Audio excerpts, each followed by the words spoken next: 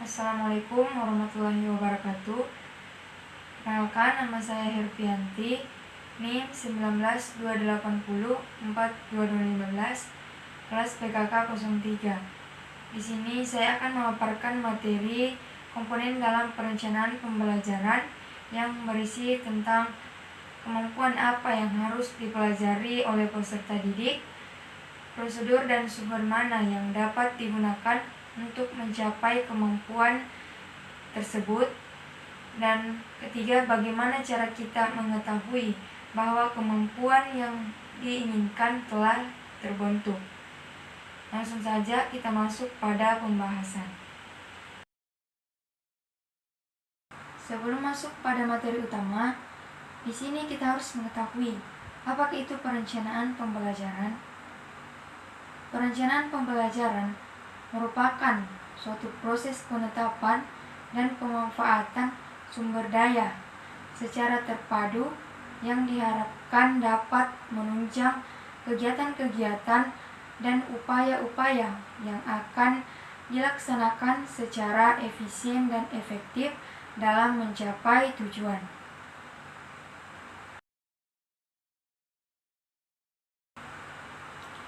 Materi selanjutnya, kemampuan apa sih yang harus dipelajari oleh peserta didik? Di sini saya mengambil 4 kemampuan yang harus dipelajari oleh peserta didik. Pertama, critical thinking atau berpikir kritis. Berpikir kritis merupakan kemampuan untuk memahami sebuah masalah yang rumit, mengkoneksikan informasi satu dengan informasi lain, sehingga akan muncul berbagai perspektif dan menemukan solusi dari suatu permasalahan. Kedua, collaboration atau kolaborasi.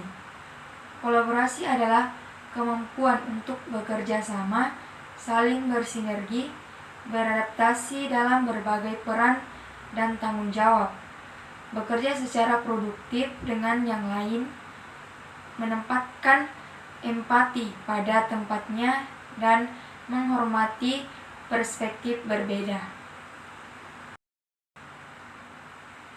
Yang ketiga, communication atau komunikasi.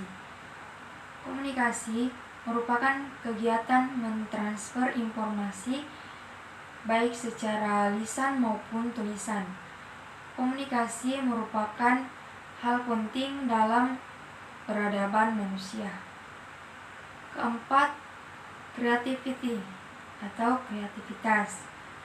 Kreativitas merupakan kemampuan untuk mengembangkan, melaksanakan, dan menyampaikan gagasan-gagasan baru kepada yang lain, bersikap terbuka dan responsif terhadap perspektif baru dan berbeda.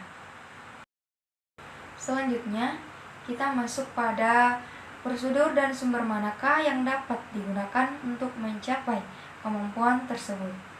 Langsung saja kita masuk pada pembahasan. Pertama, berpikir kritis.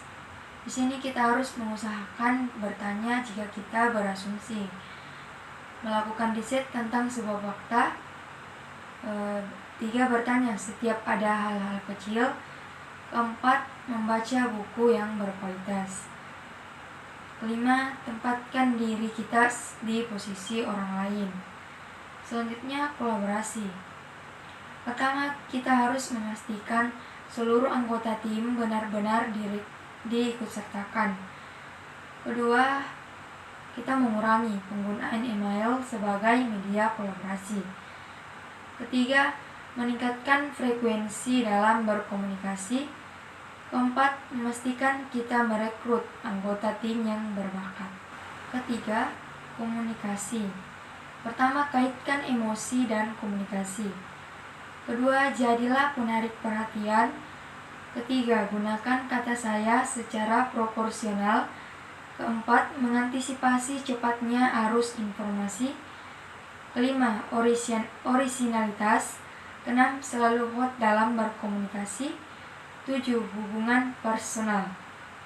Selanjutnya, kreativitas. Pertama, amatilah sesuatu yang dikenal. Kedua, jangan menunda pekerjaan.